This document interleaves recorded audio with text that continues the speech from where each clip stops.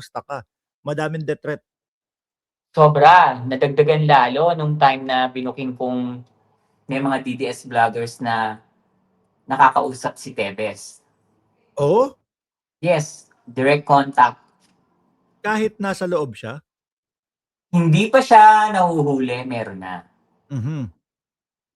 May mga kumukontak mo sa kanyang DDS vloggers. Lalo na ngayon, na nasa loob siya at walang malamang impormasyon ang mga DDS vloggers tungkol kay Caramel Madriaga dahil ako lang nakakaalam dyan eh. Mm. Magkasama sila sa Annex 2 sa BJMP. So, nagtatanong sila kay Tebes ng mga tungkol kay Caramel Madriaga. Pag sinagot sila ni Tebes, lalo silang maloloka dahil totoo yung sasabihin ni Tebes dyan na incognito ni Duterte si Caramel. Sandali, Mami Pebs. Maputol kita. Biglang pumasok lang sa isip ko to, no? Meron ka ding sinabi na si BP Sara ay dumadalaw kay Tebes. Actually, yes, pero hindi si Tebes ang una niyang dinalaw. Okay. Bakit ko dadalawin ang isang kriminal? Vice President ka. Tama. Mm-mm. Sino ba naman ang namumustang ang presidente? Baka kamustahin niya sa bilangguan ng isang kriminal? Mhm. Hindi. Oo. Yung logic na lang na yun, mali na agad. Sabi nga ng presidente natin hindi ako nakikipag-deal sa mga kriminal. Diba? Oo. Saka ano lang, ang tawag doon, yung delikadesa. Bakit ka nakikipag-usap? Anong ano nyo? Anong eksena nyo? Saka ano yung strong na connection nyo para dalawin mo si Tebes? Magpinsan ba kayo? O may inaanak mo ba yung anak niya? Yung ganun. Kung ganun, meron, pwede. Kaso, ang isang vice presidente, hindi pwedeng dumalo sa isang kriminal. Correct, oo. Tsaka ano tawag dito?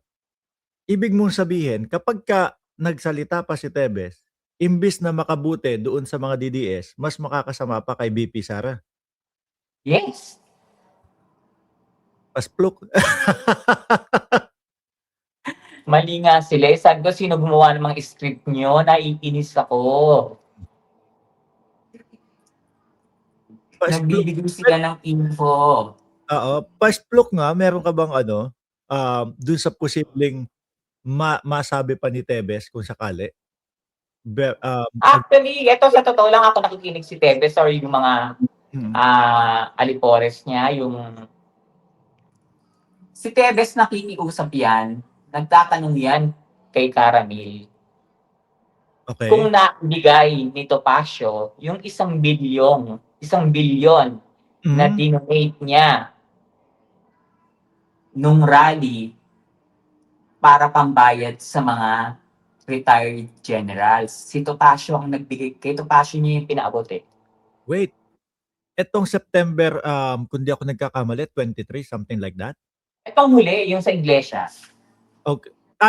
Kasi magkaiba yung iglesia at yung September 23 na may mga di umano sinasabi na may mga bayad na mga retired general daw. Yung September 21 yon.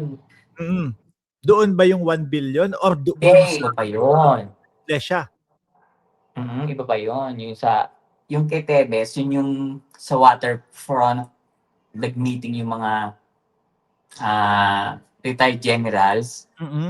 Tapos 300,000 yung binigay sa kanila. Narinig ko yun. Sa'yo doon galing. Yun yung mga yung sa Forbes. Si Tipo, Kiko Barsaga, yung nag-ano sila sa Forbes. 100 million doon depende kasi yan sa sa rango. Pag general ka, 1 million ka, or pag colonel ka lang, nasa 700 ka, ganun.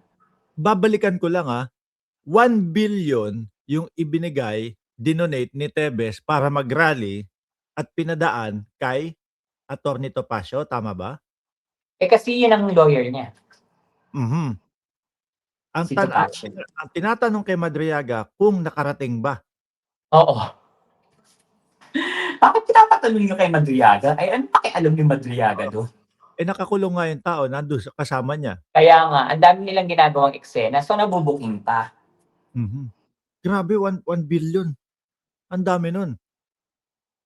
Kasi nga, ang eksena is, ewan ko kung nag-usap sila ni Topacio, kung may sinabi si Topacio na pag nanalo si Sara, mawawala yung kaso mo, makakalabas ka, at makakabalik ka pa sa posisyon mo kung gusto mo.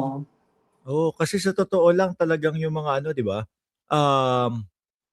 Yung mga naratibo nitong mga ito is kapagka nakabalik si Sarah, which is ako naniniwala ako, kapagka nakabalik si Sarah pati yung best friend mo si Harry Roque, 'di ba? Lahat 'yan umaasa, na matanggal si Pangulong Bongbong Marcos at makapalit si BP para lahat sila absuelto. Which is very wrong, di ba? Kung talagang iniisip mo ang kapakanan ng Pilipinas at ng mga Pilipino, hindi yan ang sasabihin mo. Pero nagulat Wala ako siyang direksyon. Wala siyang direksyon. Ang utak ni Sara walang direksyon.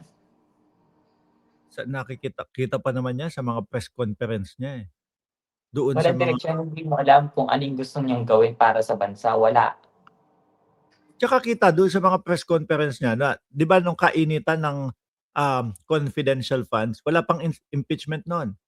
Kainitan ng confidential funds, nagulat ako biglang nagpatawag ng mga press conference, tapos biglang yung pagpugot sa ulo ng pangulo, tsaka yung paghukay sa bangkay ng, Apo BBM, Apo, Lakay, yung bigla niya sinabi, 'di ba?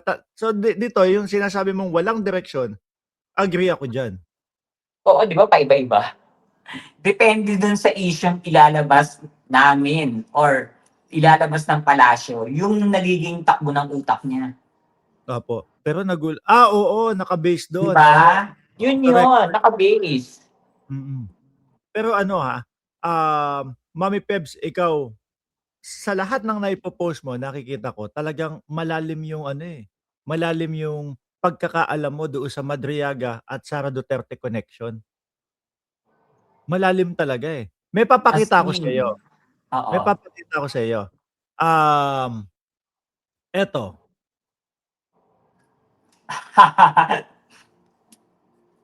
hmm, Ayan, kasi kasi dinidinaw ni Sara, na nakakilala niya, di mm. ba? Sige, sige, ikaw muna na.